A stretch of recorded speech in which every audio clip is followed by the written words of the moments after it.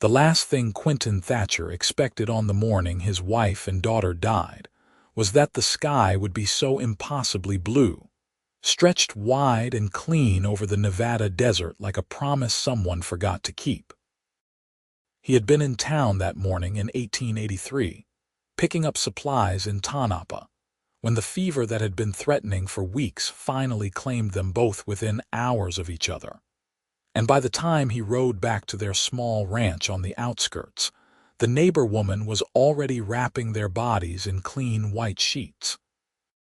Quinton was 29 years old, and in the span of a single morning, every reason he had for drawing breath had been taken from him. The months that followed were a blur of whiskey and silence. The ranch fell into disrepair, fences sagging, the vegetable garden his wife had tended withering under the relentless Nevada sun. Quinton went through the motions of living because his body insisted on it, but his heart had turned to stone in his chest. He stopped going to the small church in town where he and Margaret had been married, stopped believing in any kind of benevolent force that governed the universe. What kind of God took a woman as good as Margaret and a child as innocent as 5-year-old Annie? The question haunted him, but he had long since stopped expecting an answer. By the spring of 1884, Quinton had become something of a ghost himself, lean and hollow-eyed, moving through Tonopah only when necessity demanded it. The townspeople knew better than to offer sympathy anymore. Their well-meaning words had bounced off him like rain off rock, and eventually they had learned to leave him to his grief. He preferred it that way. At least the silence did not pretend to understand. It was on a Thursday afternoon in late April when Florence Miller arrived in Tonopah on the afternoon stage, carrying a single trunk and a carpet bag that had seen better days. She stepped down onto the dusty Main Street and looked around with the kind of cautious hope that comes from someone who has learned not to expect too much from life. At 24, Florence had auburn hair that caught the light like burnished copper, and green eyes that held both determination and a deep weariness. She had traveled from St. Louis, where her previous employer had passed away, leaving Florence without a position or references. The advertisement for a schoolteacher in Tonopah had seemed like divine intervention, though Florence was not entirely sure she believed in such things anymore. The town was smaller than she had imagined, a collection of weathered buildings clustered along a single main street, with the desert pressing in on all sides.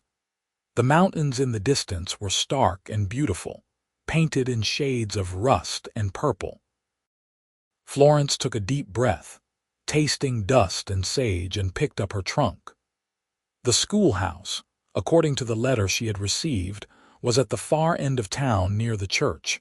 Quinton happened to be riding through town at that exact moment, heading to the general store for coffee and ammunition.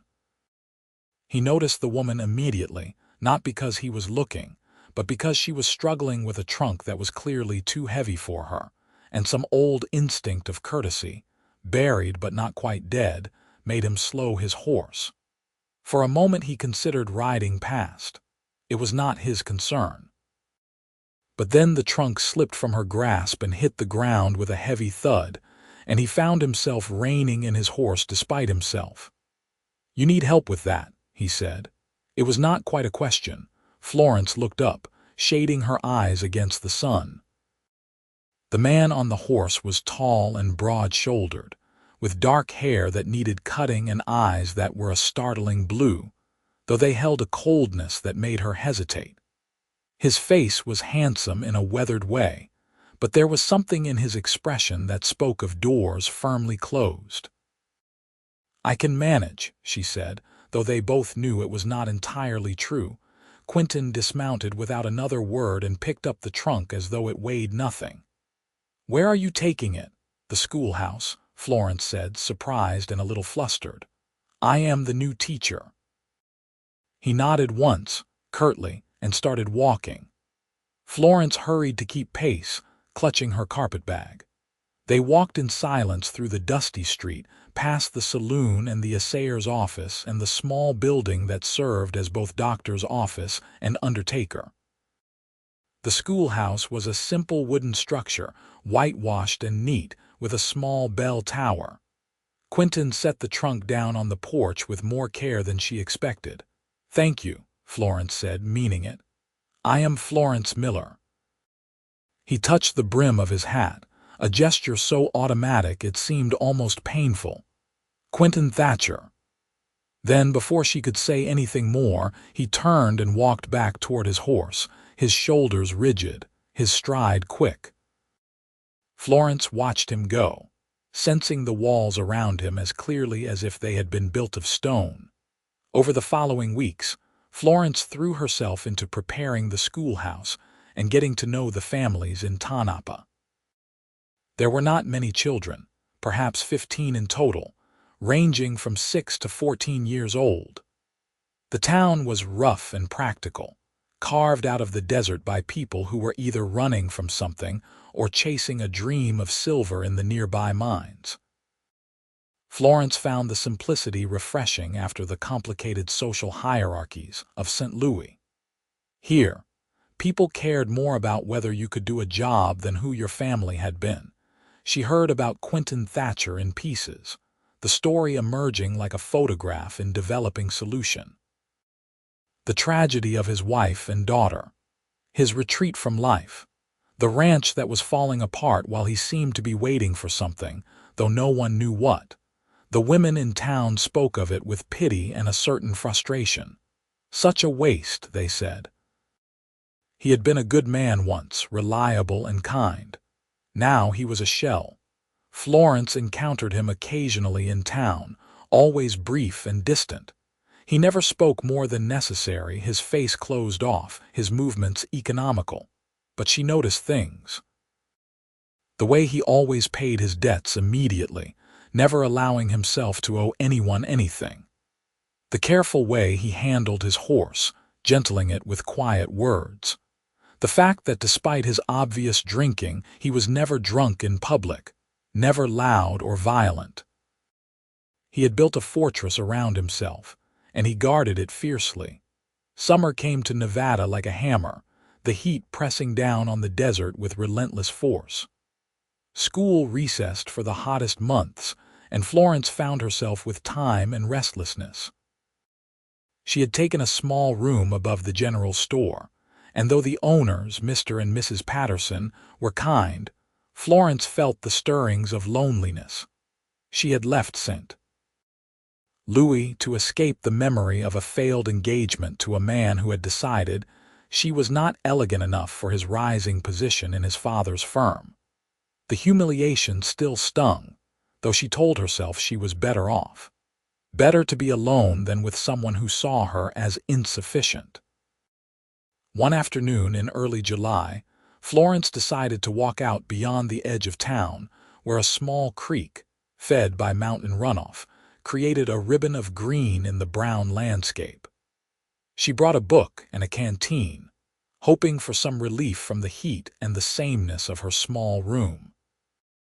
The creek was about 2 miles from town, following a path that wound through sage and scattered juniper. The water, when she reached it, was shallow but clear, and the cottonwood trees that grew along its banks provided blessed shade. Florence had been sitting there for perhaps an hour, her shoes off and her feet dangling in the cool water, when she heard a horse approaching. She looked up to see Quinton Thatcher riding along the creek bank, and for a moment their eyes met in mutual surprise. He pulled his horse to a stop, and she could see him debating whether to turn around and leave. "I did not know anyone else came out here," she said, deciding to break the awkward silence. "I do not usually see anyone," Quinton replied. His voice was rough, as though he did not use it much. "This creek runs through my property further up." Florence felt a flash of embarrassment. "I am sorry, I did not mean to trespass." He shook his head slightly. "You are not. This section is still public land." He hesitated, and she could see the struggle in his face, the part of him that wanted to ride away warring with something else. The heat is dangerous if you are not used to it. Make sure you drink enough water. It was the most he had said to her since that first day, and Florence felt an unexpected warmth at the concern, however gruffly expressed. I will. Thank you. Quinton nodded and urged his horse forward, continuing along the creek. Florence watched him go, seeing the loneliness in the set of his shoulders, the way he seemed to carry a weight that was slowly crushing him. She understood loneliness. It had been her companion for longer than she cared to admit. The encounter at the creek became a pattern, though neither of them acknowledged it directly. Florence would walk out in the late afternoons when the worst of the heat had passed, and sometimes Quinton would ride through. They did not speak much at first. He would offer a brief greeting, check that she had enough water, and continue on. But gradually, the silences became less awkward and the exchanges longer. He asked about the school. She asked about the ranch. The conversations were careful, both of them stepping around the deeper waters beneath. It was in mid-August when things shifted. Florence had walked out to the creek as usual, but this time she had brought a basket with fresh bread she had baked and some cheese Mrs. Patterson had given her. She was sitting in her usual spot when Quinton arrived, and on impulse, she held up the basket. "Would you like some bread?" she asked. "I have more than I can eat."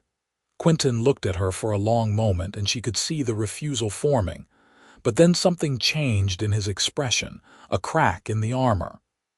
"That is kind of you," he said finally, dismounting. They sat together on the bank, the water murmuring over stones, and shared the simple meal.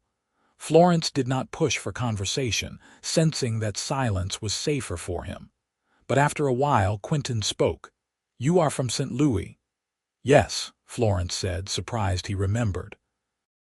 "I came west for the teaching position." "That is a long way to come for a small school in the middle of nowhere," Florence smiled, though there was sadness in it. "Sometimes nowhere is exactly where you need to be." Quinton looked at her then, really looked at her, and she saw recognition in his eyes. The recognition of someone else who was running or hiding or trying to outpace their own pain. "I suppose that is true," he said quietly. After that, the meetings at the creek became deliberate rather than accidental. Florence would bring food, and Quinton began to bring things: 2 fresh vegetables from the garden he had finally started tending again, or fish he caught further upstream. They talked about small things at first. The weather. The town gossip Florence had picked up. The challenges of teaching children who had varying levels of education and commitment.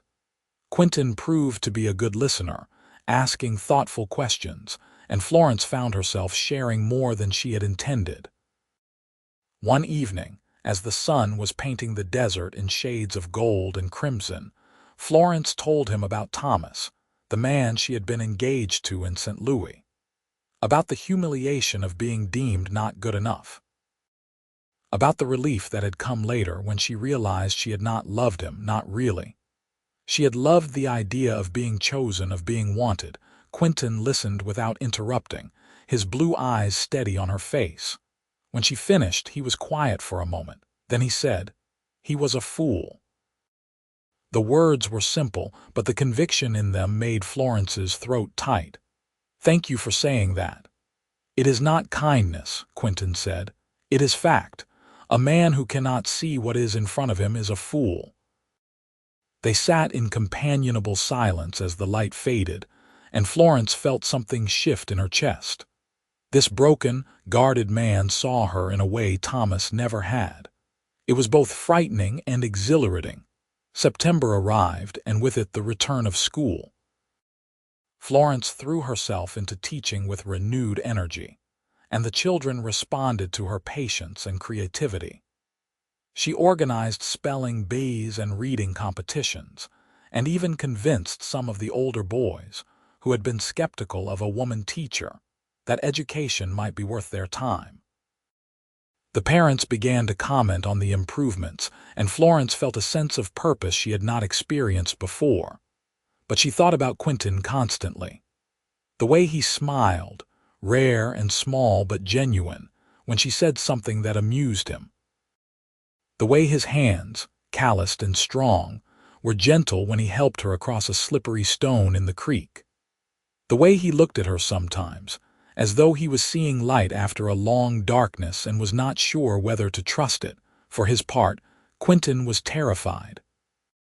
He had not meant to let anyone in. The walls he had built were supposed to be impenetrable.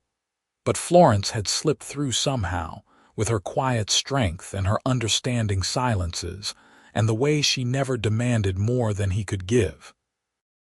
He found himself thinking about her at odd moments, wondering what she was doing, whether she was happy, whether she ever thought about him. It felt like a betrayal of Margaret and Annie, this growing feeling in his chest. How could he care for someone else when he had failed to protect the ones he loved? The guilt ate at him, and one evening in late September when they were sitting by the creek, Quinton finally spoke the words that had been choking him. "I do not know how to do this," he said, his voice raw. Florence looked at him, her green eyes gentle. "Do what? Feel anything again?" He looked away, his jaw tight. "My wife and daughter have been gone for more than a year, and some days it feels like yesterday. Other days I can barely remember their faces, and that terrifies me." "What kind of man forgets?" Florence reached out slowly, giving him time to pull away, and placed her hand over his. "You are not forgetting them," she said softly. "You are learning to carry them differently. There is a difference." Quinton looked down at their joined hands, his throat working. "I failed them. I was not there when they needed me." "You were in town getting supplies," Florence said firmly. "You could not have known. And even if you had been there, the fever took them so quickly. The neighbor said as much. You could not have stopped it, Quinton." He closed his eyes, and she saw the moisture on his lashes. "I should have been able to stop it." Florence squeezed his hand. "You are not God. You are just a man. A good man who loved his family and lost them in the cruelest way.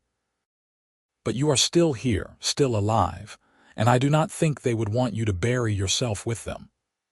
The words hung in the air between them, and Quinton felt something inside him crack.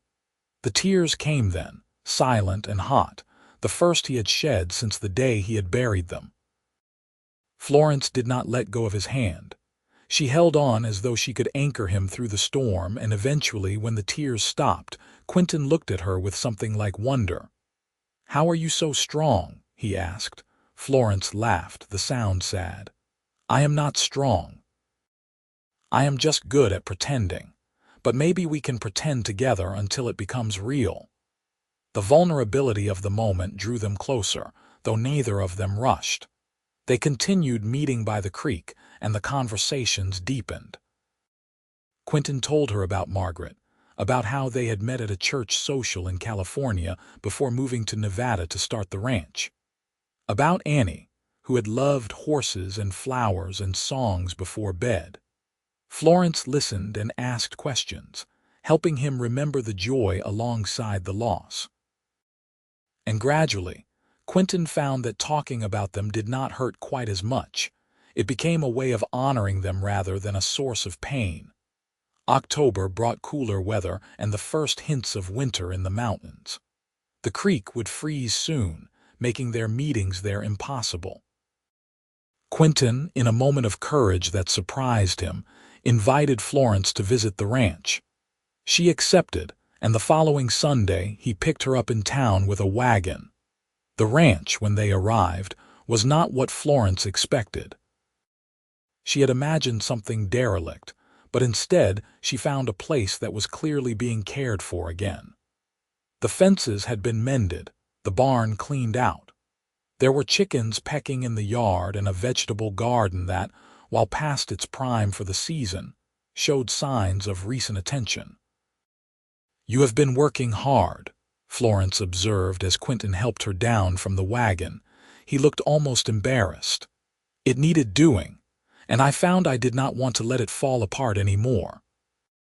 They spent the afternoon together, and Quinton showed her the house, which was small but well built, with 2 bedrooms and a kitchen that had a cast iron stove Margaret had been so proud of. Florence could see the signs of the women who had lived there before her, the curtains that had been lovingly sewn, the shelf where children's books still sat. Instead of feeling like an intruder, she felt honored to be trusted with this glimpse into Quinton's past. They made dinner together, a simple stew with vegetables from the garden, and ate at the table while the sun set outside the window. The conversation flowed easily now, punctuated by comfortable silences. When it was time for Quinton to take Florence back to town, neither of them wanted the day to end. "Thank you for today," Florence said as they drove through the darkness, the stars brilliant overhead. "Thank you for coming," Quinton replied. Then, after a pause, "Would you come again?" Florence smiled, warmth spreading through her chest. "I would like that very much." The visits to the ranch became regular, and the townspeople began to notice. Mrs. Patterson watched with approval as Florence set off in her best dress on Sunday afternoons. The other women whispered, but mostly with hope rather than judgment. Quinton Thatcher needed someone, and Florence Miller seemed like a good match. She was steady and kind, and she did not seem put off by his history. November arrived with cold winds and the threat of snow. Quinton found himself planning for Florence's visits with an anticipation that felt both wonderful and frightening. He cleaned the house more carefully, made sure there was firewood stacked, prepared food that he hoped she would like. And when she was there, the house felt alive again in a way it had not since Margaret and Annie died. He found himself laughing at Florence's stories about her students, found himself sharing his own plans for expanding the ranch, found himself imagining a future that included her. It was in late November, with the first snow beginning to fall, that Quinton finally allowed himself to acknowledge what he had been feeling for months. They were sitting in front of the fireplace, Florence reading aloud from a book of poetry she had brought, when he reached out and gently took the book from her hands. She looked up at him, questions in her eyes. "Florence," he said, and his voice was rough with emotion. "I need to tell you something." Her heart began to race, but she kept her expression calm. "What is it?" "I did not think I could feel this way again," Quinton said, the words coming slowly as though he was pulling them from somewhere deep. "I thought that part of me died with Margaret and Annie. But you have made me want to live again. You have made me believe that there can be joy after grief, and I am falling in love with you, even though it terrifies me." Florence felt tears prick her eyes, but they were tears of happiness. "I am falling in love with you too," she whispered. "I have been for a while now." Quinton cupped her face in his hands, his thumbs brushing away the tears that had spilled over. "I do not want to rush you. I do not want you to feel like you are a replacement for what I lost. You are not. You are something entirely new, entirely yourself." "I know that," Florence said, covering his hands with hers. "And I do not need you to forget them. I would never ask that. I just need you to make room for me alongside them." The kiss, when it came, was tender and tentative, both of them aware of the weight of the moment. But it was also filled with promise, with the sense that they were both stepping into something that could heal them. When they pulled apart, Quinton rested his forehead against hers. "Stay," he said softly. "Not forever, not yet, but stay for dinner, stay until the snow stops. Let me take care of you the way you have taken care of me." Florence nodded, unable to speak past the emotion in her throat. And so she stayed, and they talked late into the night, making plans and sharing dreams, building the foundation of something that felt like hope. December was a flurry of activity. Quinton came to town more often, and he and Florence were seen together regularly. He attended the Christmas program at the school, watching with pride as Florence directed the children in songs and recitations. Afterward, several of the townspeople approached him, welcoming him back in subtle ways. It was as though his re-emergence into life gave them permission to acknowledge him again, and though it was awkward at first, Quinton found he did not mind as much as he expected. On Christmas Eve, Quinton asked Florence to marry him. They were at the ranch, sitting in front of the fire, and he pulled out a simple gold band that had belonged to his grandmother. "I know it is not much," he said, suddenly nervous, "and I know we have not been courting in the traditional way. But I do not want to waste any more time. Life is too short and too uncertain. Will you marry me, Florence? Will you take a chance on a broken man who is trying to put himself back together?" Florence looked at the ring, then at his face, and saw the vulnerability there, the fear of rejection, the hope that was almost painful in its intensity. "You are not broken," she said firmly. "You are healing. And yes, Quinton Thatcher, I will marry you. I will take that chance, and I will spend the rest of my life proving that it was the right one." The ring slid onto her finger as though it had been made for her, and they sealed the promise with a kiss that was deeper and more passionate than any before. That night, as snow fell softly outside, they held each other and talked about the future.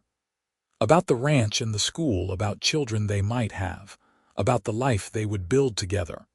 They were married in January of 1885, in the small church in Tanapa. Florence wore a simple ivory dress that Mrs. Patterson had helped her alter, and Quinton wore his best suit, his hair neatly trimmed for the occasion. The church was full, the townspeople turning out to witness the union, and to celebrate the fact that Quinton Thatcher had found his way back to the living. The ceremony was brief but heartfelt, and when the preacher pronounced them man and wife, Quinton kissed Florence with a joy that made several of the women in attendance weep. The reception was held at the hotel, and there was music and dancing and more food than seemed possible for such a small town. Quinton danced with his new wife, holding her close, and Florence felt as though she was floating. This was what happiness felt like, she realized. Not the absence of pain, but the presence of love strong enough to coexist with it. They spent their wedding night at the ranch, and it was everything it should be, tender and passionate, a celebration of their commitment and their love. Quinton was gentle with Florence, mindful of her innocence, and Florence gave herself to him with a trust that humbled him. Afterward, as they lay tangled together in the darkness, Quinton whispered, "Thank you." "For what?" Florence asked, her hand tracing patterns on his chest. "For not giving up on me, for seeing something worth saving." Florence propped herself up on one elbow and looked down at him, her eyes serious. "You saved yourself, Quinton. I just walked beside you while you did it." The winter passed in a cocoon of newlywed happiness. Florence continued teaching, rising early to make the trip into town and returning in the afternoons to help Quinton with the ranch. It was hard work, but satisfying. The ranch was beginning to thrive again, with a small herd of cattle and plans to expand in the spring. Quinton proved to be a devoted husband, attentive and affectionate, and Florence felt herself blooming under his care. They talked about everything, from the mundane details of daily life to deeper questions about faith and meaning. Quinton admitted that he still struggled with belief in a benevolent God, but Florence's gentle faith was slowly softening his anger. "Maybe it is not about understanding why things happen," she said one evening as they sat together after dinner. "Maybe it is about finding the strength to keep going despite not understanding." Quinton considered this, then nodded slowly. "Maybe you are right. I do not think I will ever understand why Margaret and Annie were taken, but I can honor their memory by living well, by loving you well." "Maybe that is enough." "It is more than enough," Florence assured him. Spring arrived in a rush of wildflowers and birdsong. Florence discovered she was pregnant in March, and the joy on Quinton's face when she told him was tempered with fear. What if something happens?" he asked, the old terror rising. "What if I lose you too?" Florence took his face in her hands and made him look at her. "You will not lose me. I am strong and healthy, and Doc Henderson says everything is progressing well. But even if something did happen, Quinton, you cannot protect me from life by worrying. You can only love me while you have me." Her words echoed what she had told him months before, and Quinton recognized the wisdom in them. He nodded, swallowing hard. "You are right. I will try not to be afraid." "Be afraid," Florence said with a small smile. "But do not let the fear run your life. We will face whatever comes together." The pregnancy progressed smoothly, and Quinton became fiercely protective, insisting that Florence cut back on her teaching as she grew larger. The school board understood, and they hired a temporary assistant to help with the older children. Florence spent more time at the ranch, preparing for the baby and helping Quinton with lighter tasks. They converted the smaller bedroom into a nursery, painting it a cheerful yellow and building a cradle from pine wood. Summer was brutally hot again, and Florence struggled with the discomfort of late pregnancy in the heat.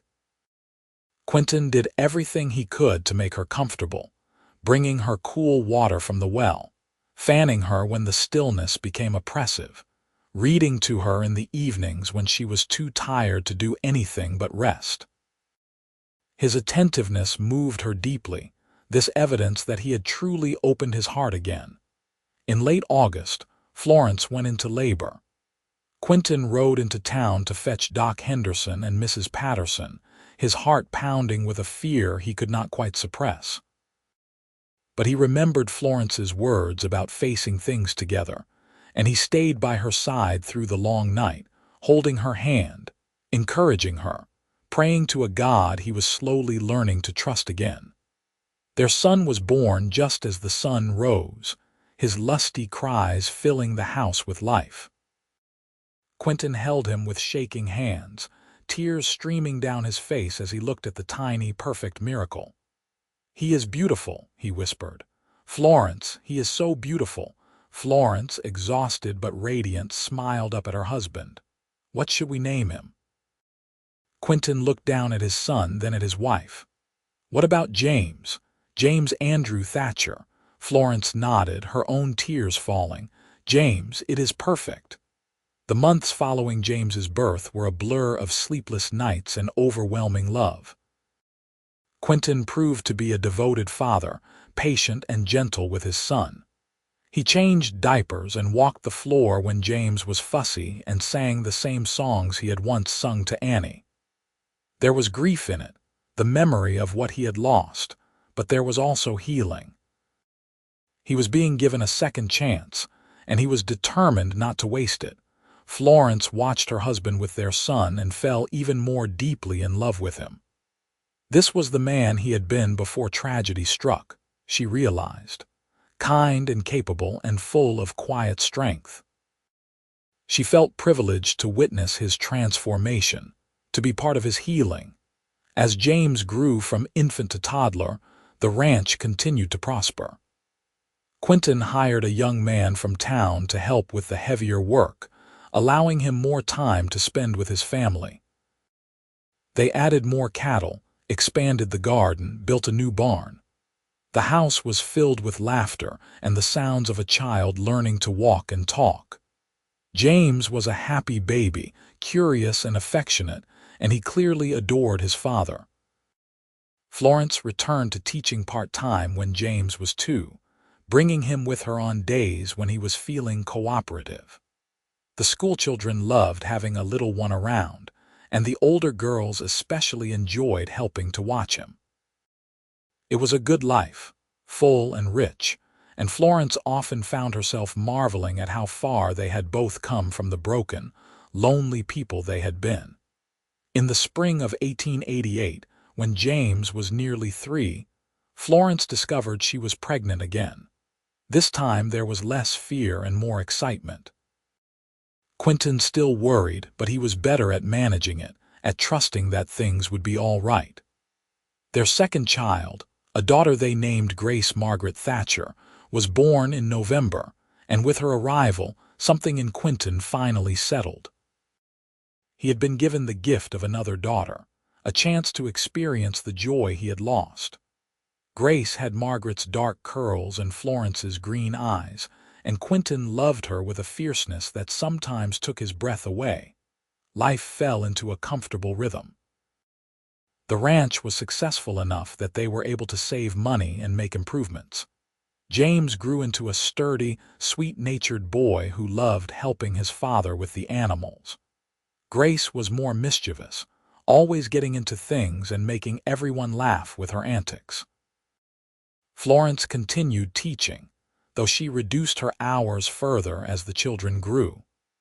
Quinton became active in the community again, serving on the town council and helping to organize improvements to the road and the water system. One evening in the summer of 1890, when James was 5 and Grace almost 2, the family sat together on the porch of the ranch house, watching the sun set over the mountains. James was showing Grace how to stack wooden blocks, and Florence was leaning against Quinton's shoulder, his arm around her waist. "You remember the first time we met?" Florence asked softly. "When you helped me with my trunk," Quinton smiled, the expression coming easily now. "I remember. You told me you could manage, even though we both knew you could not," Florence laughed. "I was stubborn. I did not want to need help. And I did not want to give it," Quinton admitted. "I did not want to feel anything for anyone, but there was something about you even then. Something that got past my defenses." "I am glad it did," Florence said, tilting her head to look up at him. "I am glad you took a chance on me, on us." Quinton kissed her forehead, his heart full. "I am the one who should be grateful. You brought me back to life, Florence, you and these children. You gave me a reason to believe again." "We gave each other that," Florence corrected. "Love is not one person saving another. It is two people choosing to walk forward together." As the last light faded from the sky and the stars began to appear, Quinton thought about the man he had been 6 years ago, hollow and broken, certain that his life was over. He thought about Margaret and Annie, the love he had lost, and the grief that had nearly destroyed him. The pain was still there, he realized, but it no longer defined him. It was part of his story, woven into the fabric of who he was, but it no longer controlled him. He looked at Florence, at the children they had created together, at the home they had built, and felt a peace he had not thought possible. This was what healing looked like, not the absence of scars, but the strength to keep living despite them. Not forgetting the past, but making room for the future. "I love you," he said to Florence, the words simple but weighted with everything he felt. "I love you too," she replied, and in her eyes he saw the same peace, the same gratitude for the journey that had brought them together. The years continued to pass, marked by the small victories and challenges of family life.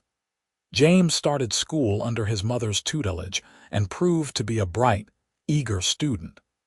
Grace followed a few years later, her energy and creativity keeping Florence constantly engaged. The ranch expanded, and Quinton took on a partner to help manage the increased workload. A young man named Henry who had come west from Ohio and reminded Quinton of himself at that age, full of hope and determination. In 1893, Florence gave birth to their third child, another son they named Daniel Quinton Thatcher. He was a calm baby, content to watch the world with solemn dark eyes that reminded everyone of Quinton. With 3 children, the house was chaotic and loud, filled with the sounds of sibling squabbles and laughter, of dishes clattering and doors slamming. It was everything Quinton had never dared to hope for after losing his first family, and he treasured every moment, even the difficult ones. Florence flourished in her role as mother and wife, though she never gave up teaching entirely. She loved her work too much, the sense of purpose it gave her. Instead, She found ways to balance both worlds, teaching in the mornings and returning home in the afternoons to manage the household. It was exhausting, but it was also deeply satisfying. She had built a life that was entirely her own, and she had done it with a partner who respected and supported her choices. As the children grew older, Quinton began to talk to them about Margaret and Annie. He wanted them to know they had a sister and a mother who had come before, who were part of the family's history. James, the eldest, listened with wide eyes and asked thoughtful questions. Grace wanted to know what Annie had looked like, whether she would have liked her. Daniel was still too young to fully understand, but he listened anyway, absorbing the stories. Florence encouraged these conversations, understanding their importance. She had never felt threatened by Quinton's first family. Instead, she saw them as part of what had made him who he was, part of the foundation of their love. And the children needed to know that love was not finite, that their father's heart was big enough to hold memories of the past alongside the joys of the present. One afternoon in the spring of 1896, Quinton took the family to visit the small cemetery on the edge of town where Margaret and Annie were buried. It was the first time Florence and the children had been there, and Quinton felt nervous, uncertain how they would react. But Florence held his hand as they stood before the simple headstones, and James picked wildflowers to lay on the graves. "They would have loved you," Quinton said to his children, his voice thick with emotion, "and they would be happy that you are here. You think they can see us?" Grace asked, her small hand in Florence's. "I think so," Florence said gently. "And I think they are proud of your father for being so brave, for choosing to love again even though it was hard." Quinton looked at his wife, love and gratitude shining in his eyes. This was what healing looked like, he thought. Not forgetting, but integrating. Not replacing, but expanding. He had been given a second chance at happiness, and he had seized it with both hands. The years rolled on, bringing changes and challenges. The town of Tanapa grew, attracting more families as the mining industry expanded. New businesses opened, and the school added another teacher to handle the increased enrollment. Quinton served a term as mayor, using his position to advocate for better roads and water access for the outlying ranches. Florence became known not just as a teacher, but as a community leader, organizing fundraisers for the church and starting a lending library in her home. James grew into a responsible young man, tall and strong like his father, with his mother's quick mind and empathy. He talked about becoming a veterinarian, wanting to work with animals but also to help people. Grace was spirited and artistic, filling the house with drawings and paintings, talking about traveling to San Francisco to study art. Daniel was quieter, thoughtful, a reader like his mother. The three children were close, their bond strengthened by the loving home their parents had created. In 1901, when James was 16 and preparing to leave for college in California, the family gathered for a farewell dinner. It was bittersweet, this first loosening of the family ties, but also exciting. James was stepping into his future with confidence, and Quinton and Florence were proud of the young man he had become. "You will write to us," Florence said, trying not to cry. "Every week," James promised, "and I will come home for Christmas." After James left, the house felt emptier, but it also felt like a natural progression. Children were meant to grow up and find their own paths. Grace and Daniel were still at home, filling the days with their own activities and dreams. And Quinton and Florence, now in their 40s, found themselves rediscovering each other, the couple they were beneath the parents they had become. They took rides together in the evenings, just the two of them, exploring the desert they had come to love. They sat on the porch after the younger children had gone to bed, talking about everything and nothing, comfortable in the silence and the sound of each other's breathing. The love between them had deepened over the years, tempered by challenges and strengthened by shared joy. One evening, as they sat watching the stars, Florence said, "Do you ever think about what our lives would have been like if we had not met?" Quinton considered the question. "Sometimes. I think I would have drunk myself to death or just faded away. I had no reason to keep going." "And I would have stayed lonely," Florence said. "Competent and respectable, but fundamentally alone. We saved each other, I think." "We did," Quinton agreed. He took her hand, lifting it to his lips. "You are the best thing that ever happened to me, Florence Thatcher."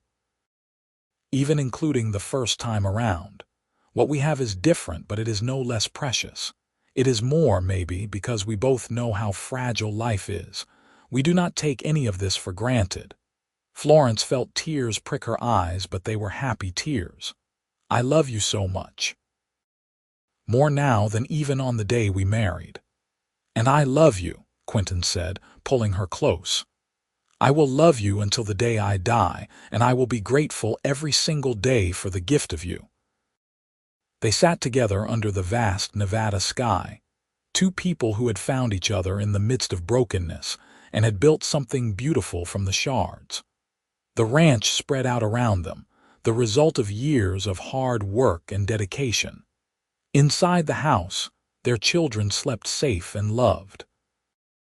It was a good life, hard-earned and deeply appreciated. The years continued their march, as they always do. Grace left for San Francisco in 1903, and the letters she sent back were full of excitement about her art classes and the vibrant city life. Daniel stayed closer to home, attending a small college in Carson City, and returning often to help with the ranch. James completed his veterinary training and set up a practice in Reno, marrying a young woman named Sarah, and eventually giving Quinton and Florence their first grandchild in 1906. The arrival of their grandson, Thomas James, brought a particular joy to Quinton. He held the baby with practiced ease, marveling at the continuation of life, the way love and family persisted through the generations. Florence watched her husband with their grandchild and felt her heart swell. They had come so far, built so much. The broken man who had helped her with her trunk all those years ago was gone, replaced by this loving, engaged, fully alive person. In 1908, Daniel graduated and returned to Tonopah to work the ranch full-time, bringing with him a quiet, sweet-natured woman named Emma, whom he married that summer. Grace returned from San Francisco in 1910, her time in the city having given her the training and confidence she needed, and she opened a small studio in town where she taught art classes and sold her paintings. The family had scattered but not broken, each member finding their own path while remaining connected to their roots. Quinton and Florence, now in their 50s, began to slow down a bit. The ranch was primarily Daniel's responsibility now, though Quinton still helped with the day-to-day operations. Florence had finally retired from teaching in 1909, after 25 years in the classroom, and the town had held a celebration in her honor, former students coming from as far away as California to pay tribute. She spent her retirement reading, gardening, and being the grandmother to a growing brood of grandchildren. One afternoon in the spring of 1912, as they sat together on the porch that had become their favorite spot, Florence said, "We have had a good life, have we not?" Quinton looked at her, seeing the silver in her auburn hair, the lines around her eyes that spoke of years of laughter and tears. She was as beautiful to him now as she had been the day she stepped off the stage in Tonopah, perhaps more so because he knew her so completely.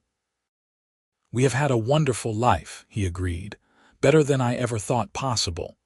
"Do you ever miss it?" Florence asked. "The way things were before, when Margaret and Annie were here?" It was a question she had never asked before, and Quinton took a moment to think about it. "I miss them," he said slowly. "I always will, but I do not miss the man I was then. He was young and had not been tested. I am grateful for the life I had with them, but I am equally grateful for the life I have had with you. Both are true. Both matter." Florence nodded, satisfied with the answer. "I think that is the right way to see it, not replacing, just adding, love upon love." "Love upon love," Quinton echoed. He reached for her hand, their fingers interlacing with the ease of long practice. "Thank you for choosing me all those years ago. Thank you for seeing something worth saving." "Thank you for letting me in," Florence replied. "Thank you for being brave enough to try again."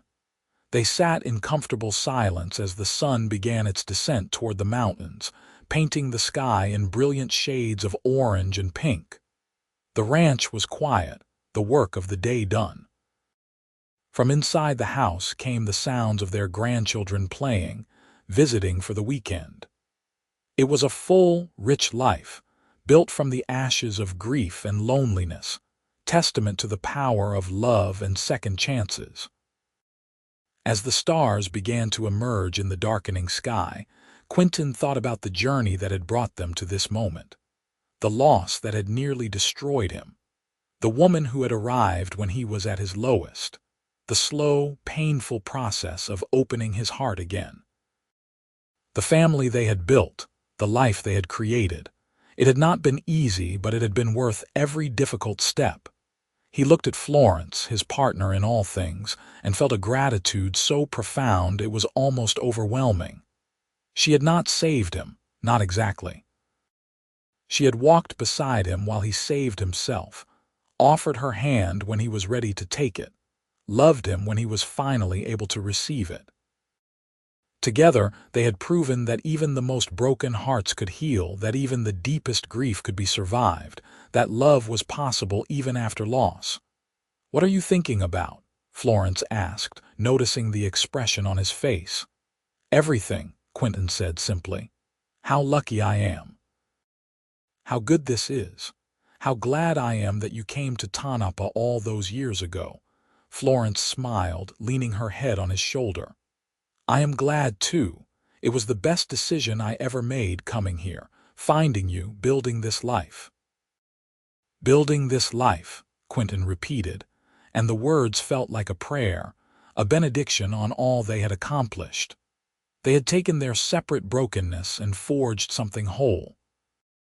They had faced fear and grief and uncertainty, and they had emerged on the other side, stronger and more complete. They had loved and been loved, raised children and welcomed grandchildren, built a home that was a sanctuary. As the night deepened and the air grew cool, they finally stood and went inside, hand in hand.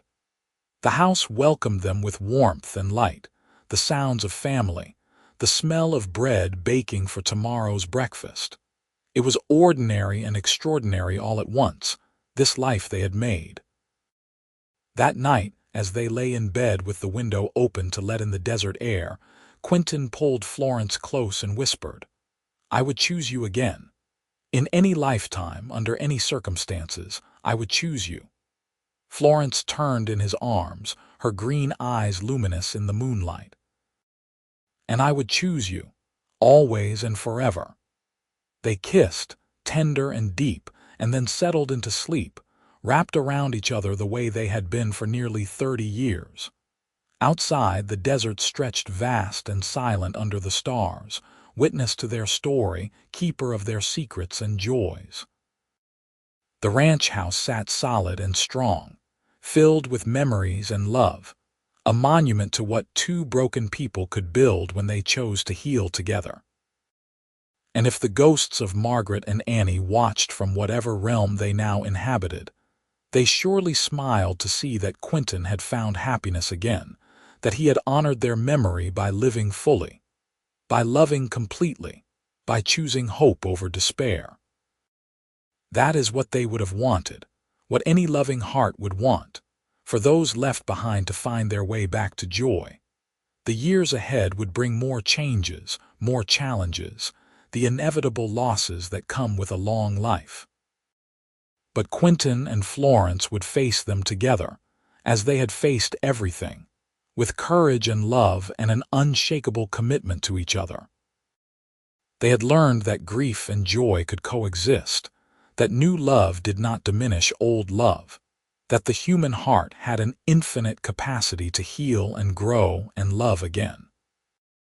And on quiet evenings, sitting on their porch watching the sun set over the mountains of Nevada, they would hold hands and remember how far they had come, how much they had overcome, how blessed they were to have found each other in a dusty mining town in the middle of nowhere.